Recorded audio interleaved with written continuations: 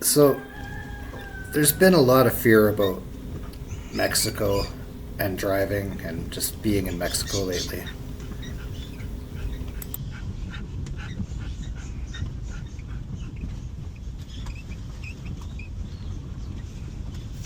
But I arrive in Guadalajara and it's a totally different story. There's life, there's people, there's stuff happening. Nobody's scared, nobody's frightened.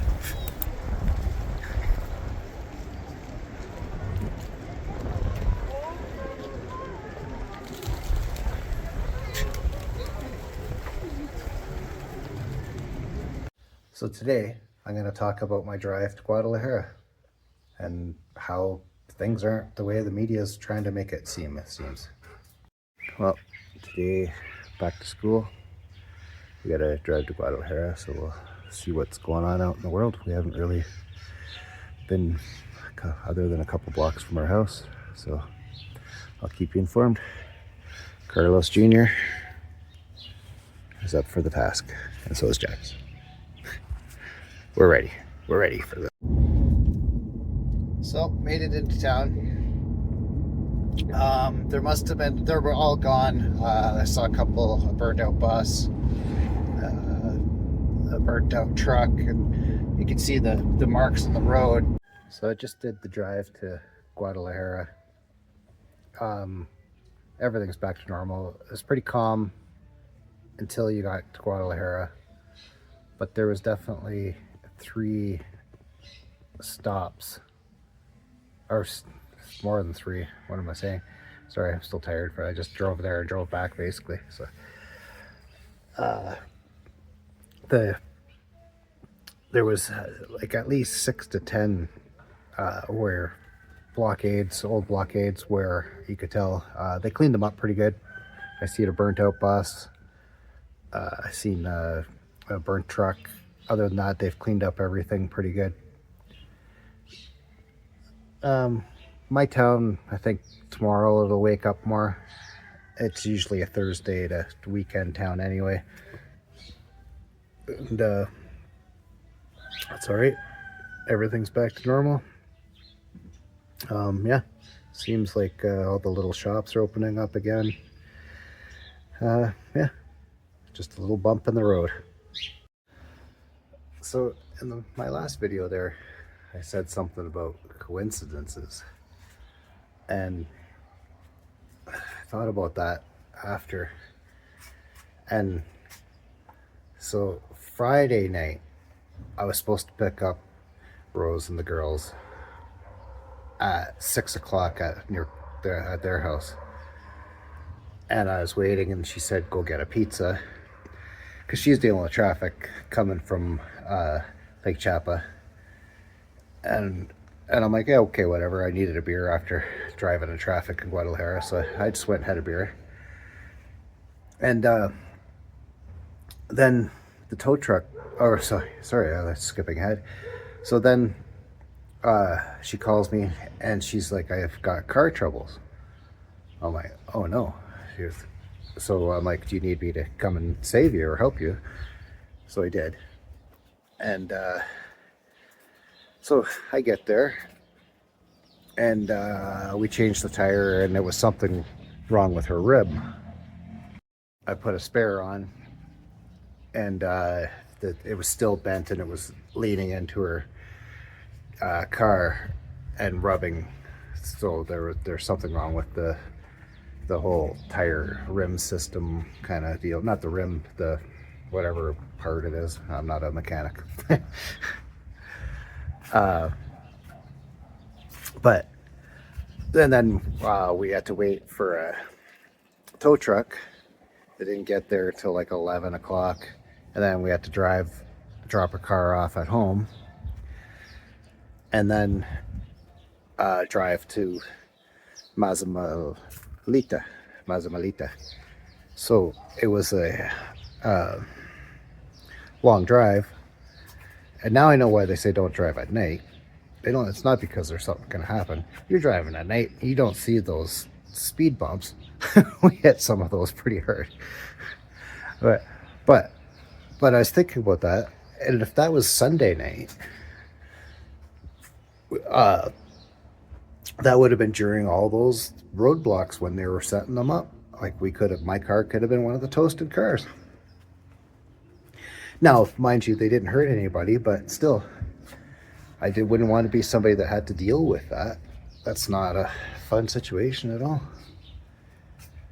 But things have seemed to calm down, except in a town north of me, I heard but this is all expected. You're gonna get people, you're gonna get some fights and wars. I mean, this isn't over. Kind of just began, but there's gonna be little things happen. Just hopefully, innocent bystanders think. I know Canadians are worried about me. I've gotten lots of messages on Facebook. I've gotten calls from people. Everything's good here.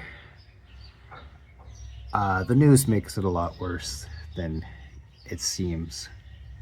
I mean, it's not the best thing in the world. It was not.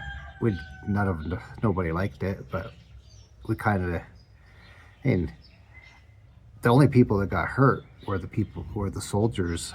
I can't remember the number of them, what it was, but it was close to 50, I think, between both the guard and the service people or whatever. And they were the ones that got hurt. I didn't hear about any people from the buses or the cars that got burnt get hurt. But another story is the fact that I hear people in those cars, that was their work truck or something, or how to get to work or whatever, and now insurance isn't going to cover it because it's a Civil War kind of thing. You know, insurance does, so they're kind of screwed. But yeah, I mean, now everything's back to normal, so kind of knew it would be. Everything calms down. Just like a hit and run kind of situation. I feel like there's going to be a few little things here and there happen, but I think this is the major thing's over now. So believe me, I'm still paying attention when I'm driving around and doing anything. I mean, I do that in Mexico normally anyway. You still gotta, like Rose always warns me to be careful. And I have an explorer attitude in me that could get me in trouble sometimes, for sure. I mean, it's still great, even through all this. I love just the resilience of the Mexican people, the local kindness. We had a great 3 days. We just cooked dinners and just kind of hung around with the family, and got to know them a little bit better and stuff, and everything was just fun. I mean, Mexico is a complex place. Some days are great, some days you just don't know what you're gonna get.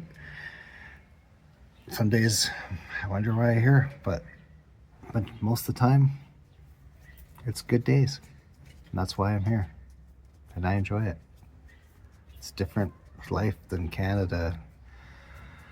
The other day when I had to drive Rose to pick up the tow truck, I had to go through her neighborhood there, and I had to be careful because there was people and kids and all over the street, and I'm like, what is going on? But this is just Mexico. This just, people are out. Canada, everybody, the neighborhoods are just dead, and people come home, go straight to, like, after work, store, maybe a beer or two, but not even anymore. Like the bar that I attended to is dead. Hi guys, I know you're watching this. But yeah, it's a different vibe here. That it's just, I'll take the bad because there's so much good. Viva la Mexico. And that's what my girlfriend said when this started happening. Welcome to Mexico, Steve. But I'm okay with it. Yeah, one more thing, because we were talking about the the people that got affected in Ajihit, I think it's called. Ajihit, I can't say it good. In Lake Chapa there, there's this guy they call the Berry Man, and his truck got burnt, all his tools and stuff. And the people put together 44,000. I don't know if I didn't check if that was pesos or if that was US dollars or Canadian dollars. I'm not sure. I'll have to find that out. But they the support for people helping these people that got, and it wasn't their fault. They just, yeah, they were probably going to work and they got pulled over or something, and the car's taken away from them or whatever happened. Yeah.